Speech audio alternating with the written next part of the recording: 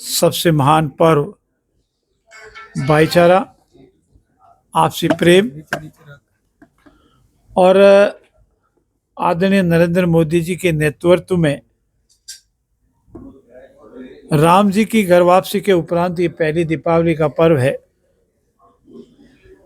500 वर्षों के उपरांत दीपावली में कल दीपोत्सव का महत्व हुआ और इतिहास में वर्ल्ड रिकॉर्ड कायम हुआ।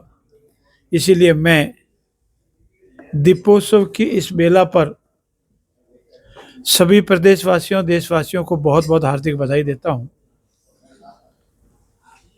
राजस्थान में पूर्ववर्ती कांग्रेस सरकार के मुखिया हमारे साथी 2 दिनों से जोधपुर में हैं। कल उन्होंने अपने कांग्रेस पार्टी के स्नेह मिलन कार्यक्रम में वर्तमान में यशस्वी मुख्यमंत्री आदरणीय भजनलाल जी के नेतृत्व में विकास के नए आयाम कायम करने वाली सरकार को झूठ बोलकर सत्ता में आने, सरकार में विकास के कार्य नहीं होने या काम नहीं होने के जो कथन किए हैं, आरोप लगाए हैं, हम उनकी पूर्ण रूप से निंदा भी करते हैं और मैं उनसे निवेदन करता हूं नम्रता के साथ। माननीय पूर्व मुख्यमंत्री जी अनेकों वर्षों से राजस्थान की विधानसभा में बजट पेश होते आए हैं और आपने अपने कार्यकाल के आखिरी बजट में घोषणाओं का पिटारा खोला था।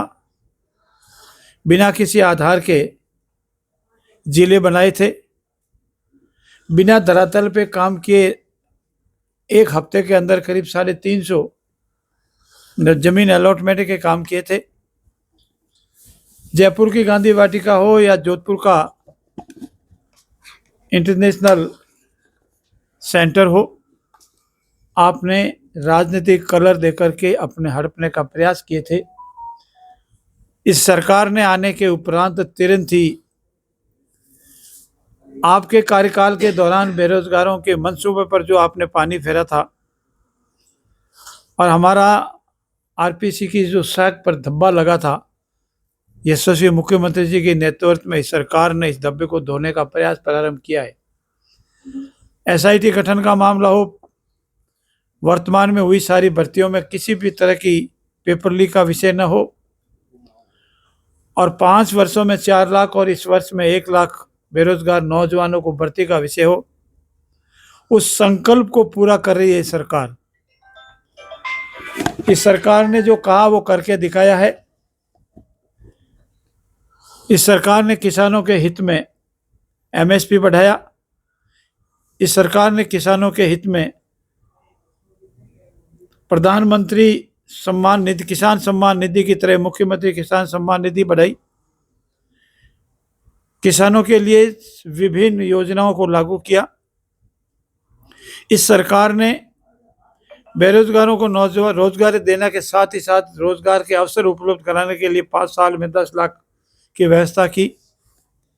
रिसेंट राजस्थान आपके कार्यकाल में हुआ और जब कभी भी आप सार्वजनिक मंच से ये बतावें कि आपके 5 साल के कार्यकाल के रिसेंट राजस्थान या जो भी आपने किए कितने धरातल पर आए, हमारी जानकारी के अनुसार सिर्फ 16% और वर्तमान यशस्वी मुख्यमंत्री भजनलाल जी के नेतृत्व में 1600 करोड़ के एमयू हो चुके हैं, धरातल पर आने के स्तर पर है।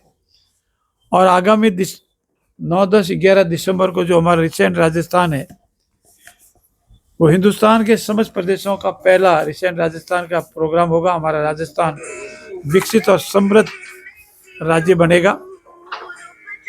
इसके साथ ही साथ जो हमने चुनाव से पूर्व संकल्प लिए थे, उन संकल्पों में से 45 से 50% संकल्प पूरा करने वाली पहली सरकार है। बजट घोषणाओं को धरातल पर उतारने वाली और धरातल पर उतारकर उसके आंकड़े जनता के बीच में रखने वाली सरकार है।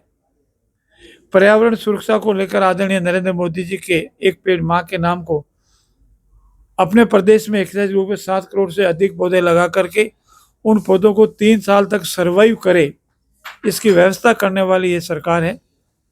ऐसी स्थिति में इस सरकार को कभी सर्कस की सरकार बता देना, कभी काम नहीं करने वाली सरकार बता देना।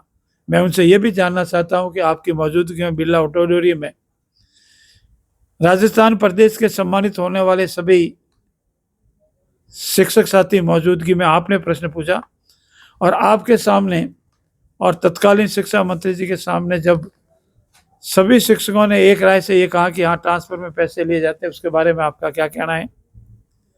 आप स्वयं ने तत्कालीन उप मुख्यमंत्री और प्रदेश इंडियन नेशनल कांग्रेस के अध्यक्ष के संबंध में जिन शब्दों का प्रयोग किया उनके लिए आपका क्या कहना है?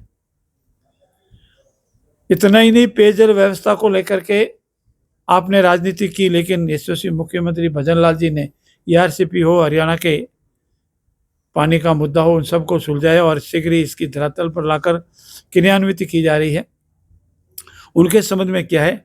आप कृपया ये भी बतावें कि आपके 5 साल के शासनकाल के दौरान कितनी बिजली उत्पादित की और कितने इसके लिए प्रयास किए, जबकि वर्तमान सरकार रात और दिन बिजली उत्पादन में प्रयास कर रही है और 2027 तक हम बिजली उत्पादन में आत्मनिर्भर प्रदेश के रूप में होंगे।